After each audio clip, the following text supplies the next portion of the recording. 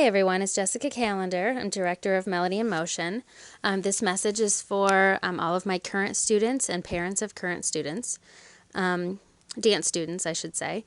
I hope everyone's having a great week. I'm looking forward to spring and nicer weather, and hopefully the bridge will be done soon so we don't have to drive quite so far to get to the studio.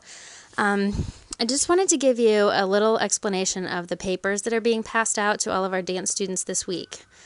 For those of you who are new, this is a 3-page spring schedule of events and instructions, and it can be confusing, so I want to make sure everyone's on the same page.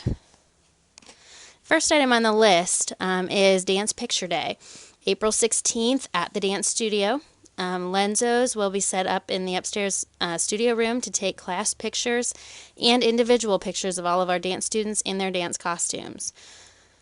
Picture schedule was passed out a few weeks ago in their dance classes. There are extra copies of that schedule at the studio, and the schedule is also listed as an event on the studio Facebook page. You are not required to purchase pictures on that day. However, we do encourage all of our students to attend Picture Day because the class pictures that Lenzos take on that day are used in a slideshow at the recital. Picture envelopes similar to the ones used for school pictures will be passed out to students the week before Picture Day. Envelopes need to be filled out ahead of time, and check or correct change needs to be in the envelope before the pictures will be taken. Checks should be made out to Lenzo Studio. Hairstyles and makeup for Picture Day are left up to each individual. We don't dictate how you do that because they're your pictures that you're paying for. We do tell you on recital day how hair needs to be done. Those lists will be posted later.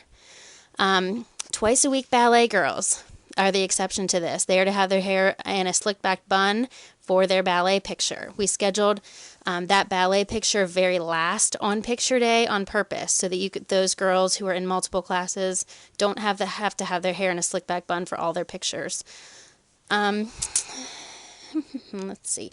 If you are not in twice a week ballet, you can do your hair any way you want for your picture. So that's that.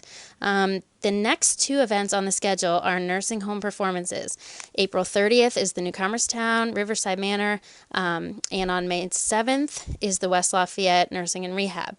Not all students are doing both nursing homes. If you refer to the recital schedule on page 3 of your handout, you'll see a 2-column list of which classes are performing at the first show on recital day and on the second show on recital day. These are also the same lists that we are using for nursing home days. If your class is listed in the first column, you are doing the first nursing home.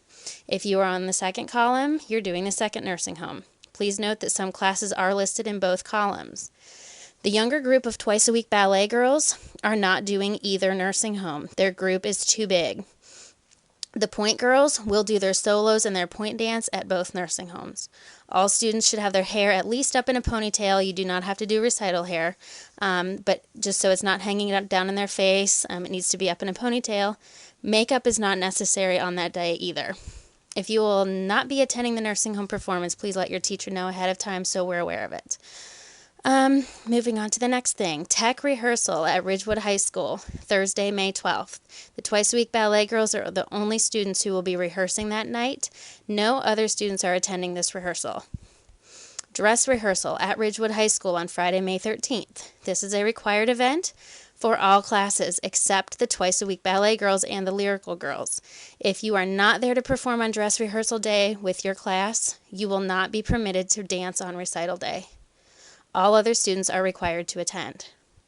We do not go in show order on dress rehearsal night. Please take a good look at the printed schedule for that night and make sure you come dressed in the correct costume.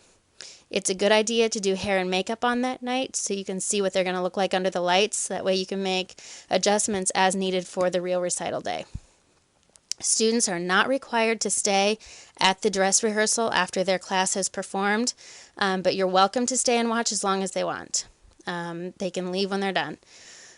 We will not be using dressing rooms on rehearsal day, but there is plenty of available space in the school restrooms to change in between dances.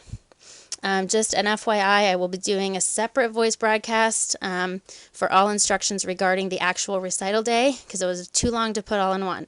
My closing notes for today are about wearing costumes. The Melody in Motion official rules for wearing dance costumes are these. Number 1, female students should not wear underwear with their costumes.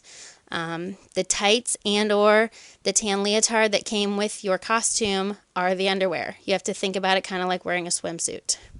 If you wear underwear under your costume, it's either going to be hanging out, or if you tuck it in under the costume, your child will be picking her wedgie while attempting to perform her dance. And although it is funny, you don't want 500 audience members laughing at your child. So we really want to stick to that rule, even for the little tiny kids. Rule number 2, no food or drink except water should be consumed while wearing the costume. Most of these costumes cannot be washed. Number 3, if your child is going to get dressed at home before coming to the performances and picture day and nursing home, you need to make sure to pull a pair of sweatpants or leggings or something on over top of their performance tights. This will prevent tearing the tights or getting them dirty when they're sliding in and out of the car. Number 4, no extra accessories are to be put with the costume. As a rule of thumb, if it did not come with your costume, you're not wearing it on these days. This includes hair stuff, jewelry, watches, anything else they want to wear. No silly bands, that kind of stuff. If you didn't get it from us, you're not wearing it that day. We want our classes to look as uniform as possible. As always, if you have any questions about anything, please call our office manager at 740-498-8090. Have a great week, everyone.